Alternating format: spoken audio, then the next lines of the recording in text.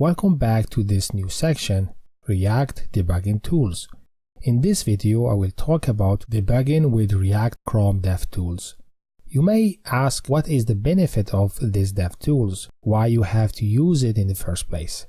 Well, the short answer is that React uses the virtual DOM to manage the components, and React Chrome developer tools allow us to access and check those components with great ease.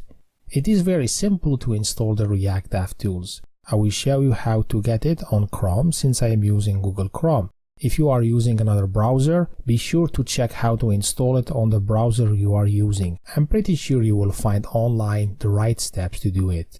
Open your Chrome browser, then go to Chrome Web Store. Look for React Developer Tools extension and install it. It is very straightforward. Let's see how to use this extension. Here on the browser I am running this demo as an example that I created in the section 3. One thing you have to be aware of is that if I click on the index.html that was created by the Webpack project in the previous section, I will not be able to use the React extension. So I really have to run the application on a server by running the command line npm start. To use the React DevTools, you have to go to Inspect, then select React tab.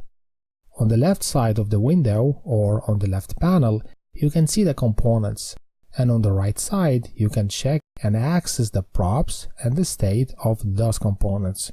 So if I would like to change the value of the property counter in the parent component, I just have to double-click on the value, then write the number I want. And here I can see the result.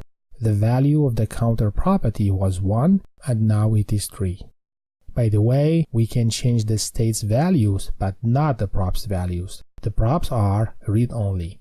Here you can use the search bar to look for a specific component. It is very useful in case you are dealing with an application that has a lot of components. I can also check the source code by right-click on any component, then select Show Source. You can also use the $R keyword to check and access a particular component. For example, if I select the child component, then go to the console tab and write $R, enter, the instance of the child component is displayed with more details. I encourage you to get used to the React Chrome DevTools and to get familiar with it, as it is a great tool to help you debug your applications, especially if you have complex applications.